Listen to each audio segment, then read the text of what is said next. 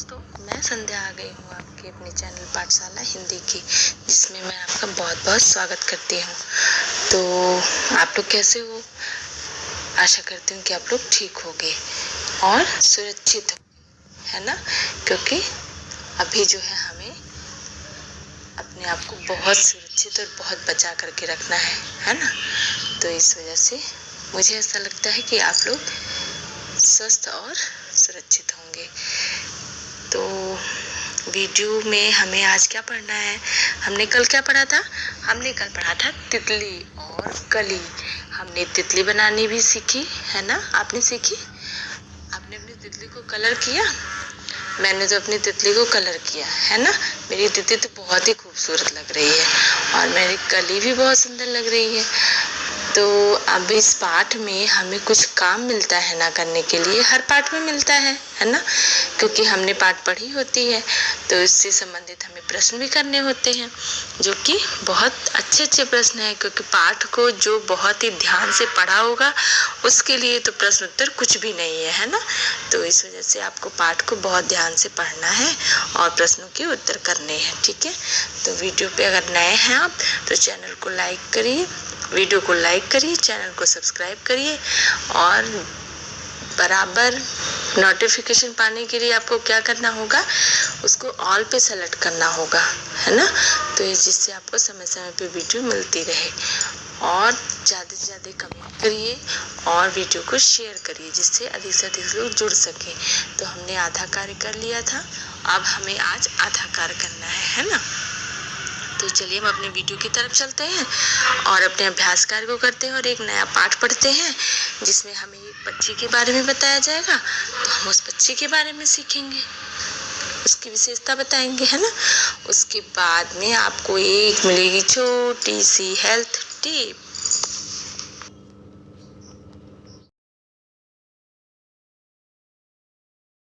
आपने तितली कलर नहीं किया ना? देखो मैंने कलर किया, ये है मेरी तितली, है ना? अच्छी लग रही है ना? मैंने कलर नहीं किया बच्चे, इसे सिर्फ ऐसे पेंसिल चला दिया। तो अब हमारा जो पाठ था इसका क्या नाम था? तितली और कली। अब इसका हमें अपना अभ्यास कार्य करना है, जो कि हमने आधा किया था, आधा नहीं किया था ना?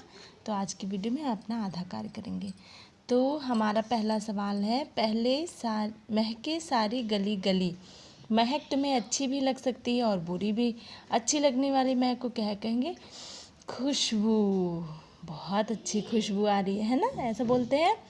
और बुरी लगने वाली महक को क्या कहेंगे? बदबू। ये बदबू। ऐसी चीज़ों के नाम लिखो जिन्हें तुम्हें पसंद है। महक तुम्हें पसंद है और जिनकी पसंद नहीं है। तो आपको क्या पसंद है? आप अपनी पसंद बताना कमेंट बॉक्स में, है ना? लेकिन मुझे क्या नहीं पसंद है मैं ये बताती हूँ और मुझे क्या नहीं पसंद है वो बताती हूँ, ठीक है? मुझे जो है नहाने के साबुन की कोई साबुन की खुशबू बहुत पसंद है ना? चमेली के फूलों की खुशबू बहुत पसंद है। कॉफ़ी की पसंद है महक, है ना? खाने की, कोई अच्छा खाना बनाओ तो उसकी जो खुशबू आती है वो कितनी अच्छी होती है। और क्या नहीं पसंद है? पसीने की बदबू मुझे नहीं पसंद है, मुझे पसीना बिल्कुल नहीं पसंद है। गंदे जुराबों की महक नहीं अच्छी लगती। गंदे जुराब क्या होता है? जुराब होता है मोजा, जो हम लोग शूज़ के नीचे पहनते हैं ना, तो वो जुराब की गंध बिल्कुल नहीं अच्छी लगती। कूड़े, अगर कहीं कूड़ा है तो वहाँ भी मुझे नहीं पसंद है जाना। दवा की महक मुझे नहीं अच्छी लगती। आपको किस चीज़ की गंध नहीं अच्छी लगती आप मुझे बताना, ठीक है? इस तरीके से हमारा दूसरा सवाल हो गया। अगला है, तुम्हारे आसपास ऐसे कौन कौन से फूल हैं जिनकी खुशबू, जिनकी बहुत महक है? तो हमारे आसपास क्या है? फूल है। हमारे घर के आसपास फूल है बहुत अच्छे जिसमें है गुलाब का फूल है, चमेली का फूल है, एक जो है फूल है उसका नाम गंधराज है, वो तो बहुत ही अच्छी खुशबू देता है, बहुत ही अच्छी। तो फूलों के नाम अपनी भाषा में लिखो।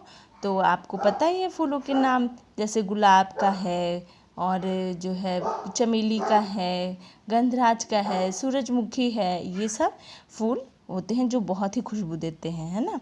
अच्छा, अगला क्या है, तुम्हारे घर में किस किस तरह की महक आती है? जैसे साबुन या तेल की महक गुसल खाने से आती है, तो हमारे घर में रसोई में मसालों की महक रसोई से बहुत अच्छी आती है। एक हो गया। करी के पत्ते की महक, जब हम तड़का देते हैं सब्जी लगाने के लिए, सब्जी छोंकने के लिए, तो हमें उस करी के पत्ते की महक बहुत अच्छी लगती है। परफ्यूम की महक हमारे कमरे से आती है ना। हमारे घर में अगर कमरे में कोई परफ्यूम लगाता है तो मुझे पता चल जाता है। और दवा की महक कहाँ से आती है? दवा की महक हमें फर्स्ट एड बॉक्स से आती है। जब हम फर्स्ट एड बॉक्स खोलते हैं तो हमें तुरंत दवा की महक आती है ना।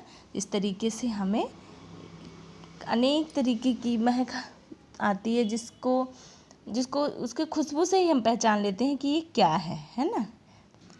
तुम्हारी बात खेलने के लिए कली तुरंत जाग गई थी। तुम किस काम के लिए जाग जाओगे, किस काम के लिए जागना पसंद नहीं करोगे और क्यों? तो जागेंगे हम क्यों? क्योंकि हमें खेलना अच्छा लगता है ना। तो अगर हमारी दोस्त आ जाते हैं कि चलो खेलने चलते हैं, तो हम फट से जग जाते हैं और खेलने चले जाते हैं। खाना खाने क्यों जग जाएंगे? क्योंकि खाना खाएंगे, हमें भूख लगी है तो हम खाना खाएंगे ना, तो तुरंत हमें अपनी भूख मिटाने के लिए तुरंत जग करके खाना खा लेंगे। बाज़ार में हमें अच्छी अच्छी चीज़ें मिलती हैं ना, तो हम वहाँ जाने के लिए जल्दी से फट से उठ जाएंगे। स्कूल हमें बहुत अच्छा लगता है, लेकिन देखो कितना ख़राब टाइम है ना। अभी हम लोग का स्कूल ही बंद चल रहा है ना। तो हमें स्कूल जाना अच्छा लगता है। वहाँ पे हमें अच्छे अच्छे अपने फ्रेंड्स मिलते हैं और खेलने की चीज़ें मिलती हैं, ग्राउंड मिलता है, टीचर मिलते हैं, अच्छी अच्छी एक्टिविटी करने को मिलती है। तो हमें स्कूल जाना बहुत पसंद है। अच्छा, कहाँ नहीं जाना अच्छा लगता है?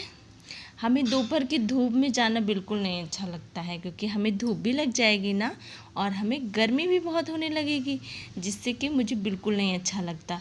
कुत्ते के साथ घूमने में, मुझे बताऊँ मुझे कुत्ते बिल्कुल नहीं पसंद है। मैं कुत्तों के साथ बिल्कुल नहीं घूम सकती, तो मुझे उनसे डर भी लगता है और इसलिए मैं उनके साथ घूमना नहीं पसंद करती हूँ।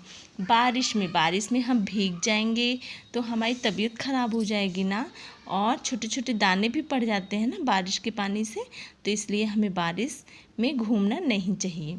ऊंचाई पे बच्चों, मुझे ऊंचाई से बहुत डर लगता है। आपको लगता है? आप बताना, आपको लगता है या नहीं?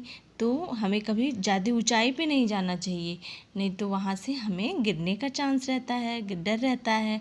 तो इसलिए हमें अकेले कहीं भी अनजान जगहों पे नहीं जाना चाहिए और ना ही किसी ऊंचाई वाले स्थान पे जाना चाहिए। तो इसलिए हमें अपने आप को सेफ रखना चाहिए। हरी डाल पे लगी हुई थी नन्ही सुंदर एक कली। ये तो हमारी कविता का है। कविता के में पौधों की डाल हरे रंग की बताई गई है। नीचे लिखी चीज़ें किन किन रंगों की हो सकती हैं? तितली कैसी होती है? रंग बिरंगी होती है, तो हल्के हरे रंग की भी हो सकती है, लाल रंग की भी हो सकती है, काले रंग की भी हो सकती है, सफ़ेद रंग की भी हो सकती है। बैगन देखा है? बैगन तो बैगनी रंग का होता है। पेंसिल देखी है? कोई पेंसिल काली होती है, कोई नीली होती है, कोई लाल होती है। तो पेंसिल भी तो कई तरीके के हैं।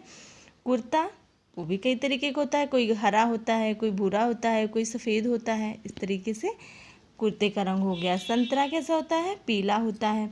आप देखो, इसको मैंने फिल कर दिया है जिससे समझाने में आसानी रहे। आप इसको ध्यान से देखना, आपको सब समझ में आ जाएगा, ठीक है। पीले रंग की सूरजमुखी होती है, ठीक। सूरजमुखी किस रंग की होती है? पीले रंग की, हल्के ऑरेंज रंग की, इस तरीके की होती है। ये लड्डू है, लड्डू किस रंग की होती है? पीले रंग की होती है। प्याला भी कई रंग का होता है, कोई सफ़ेद, कोई भूरा, कोई लाल, कोई हरा, ऐसे। साग तो हरे रंग की होती है। मिट्टी कैसी होती है? मिट्टी देखो, कहीं कहीं की मिट्टी पीली होती है, कहीं की भूरी होती है, कहीं की काली होती है, कहीं की हल्की भूरी होती है। तो इस तरीके से मिट्टी के भी कई कलर होते हैं। तो बच्चों, अब हमारा ये पाठ होता है समाप्त और हमने कर लिया अपना अभ्यास कार्य ख़त्म और हम पहुंच गए एक नए चैप्टर पे जिसका नाम है बुलबुल।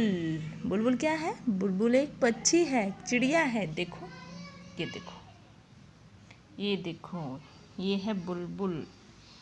पूरी किताब में बुलबुल बना है ना। तो ये पाठ हम कल पढ़ेंगे और इस पे जो है हम अपना अभ्यास कार्य, इसका बड़ा है बच्चों, तो इसको हमें फटाफट से पढ़ करके और अपने अभ्यास कार्य को करना पड़ेगा।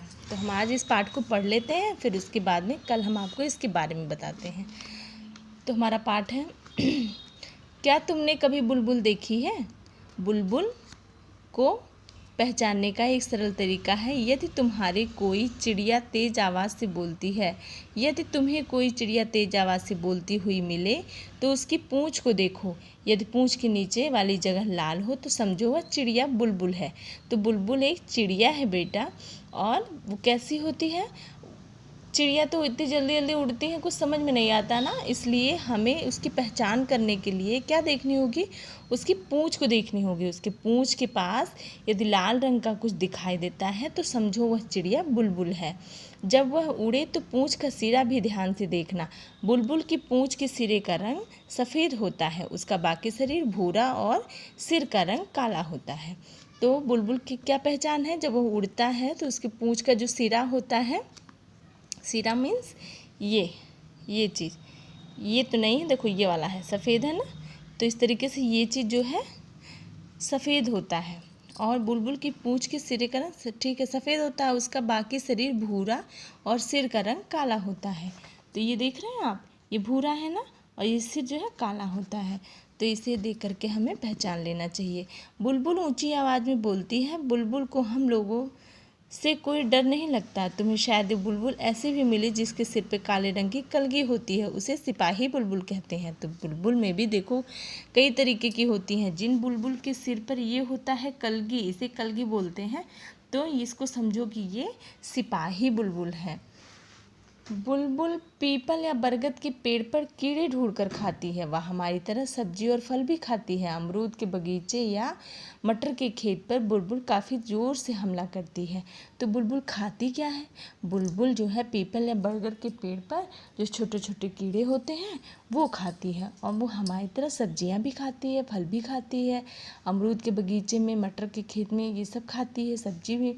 तो वो काफ़ी तेज़ से उससे जल्दी जल्दी खाना चाहती है। वह अपना घोंसला सूखी हुई घास के छोटे पौधे की पतली जड़ों में बुनती है। घोंसला अंदर से एक सुंदर कटोरे जैसा दिखता है। बुलबुल एक बार में 2 या 3 अंडे देती है। इसके अंडे हल्के गुलाबी रंग के होते हैं। उन्हें तुम ध्यान से देखो तो तुम्हें उन पर कुछ लाल, कुछ भूरी और कुछ बैंगनी बिंदियाँ दिखाई देंगी। तो हमें क्या बताया जा रहा है इसमें कि वह इसका जो घोंसला है वो कैसा होता है? वो कटोरी नुमा होता है, ठीक है। और इसके जो अंडे होते हैं वो हल्के गुलाबी रंग के होते हैं, उस पर कुछ कुछ भूरी और कुछ बैंगनी बिंदियाँ दिखाई देती हैं। तो बच्चों, हमने अपना पाठ पढ़ लिया। पाठ बहुत अच्छा है, बुलबुल के बारे में कुछ बताया गया है, और इससे संबंधित अभ्यास कार्य अब हम कल करेंगे। आप अपने पाठ को पढ़ लेना एक बार, जिससे आपको अभ्यास कार्य करने में आसानी मिले। तो मिलते हैं अपने अगले वीडियो में, तब तक के लिए आप स्वस्थ रहो, मस्त रहो, ठीक है। Bye bye.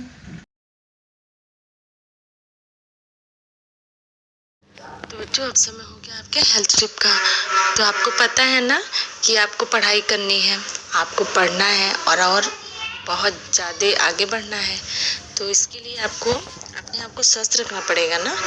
तो आज मैं आपको बताऊंगी कि आपको कैसे पढ़ना चाहिए, ठीक है।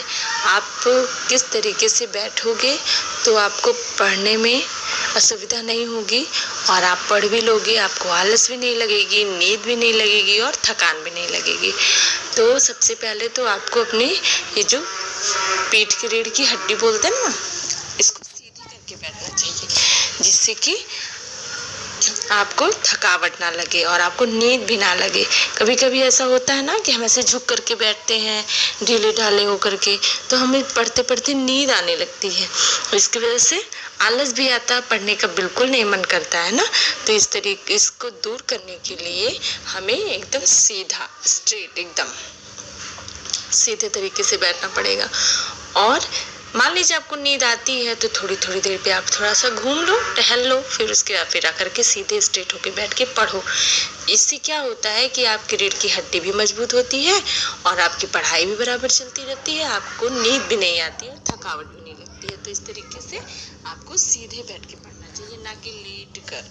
बहुत लोग लेट करके भी पढ़ते हैं, झुक करके भी पढ़ते हैं। तो पढ़ने का सबसे अच्छा तरीका है सीधे बैठो और ध्यान से पढ़ो, ठीक है। तो वीडियो देखने के लिए आपको बहुत बहुत धन्यवाद, और चैनल पे बने रहने के लिए आपका बहुत बहुत आभार। तो मिलते हैं अपने नेक्स्ट वीडियो में, तब तक के लिए बाय बाय।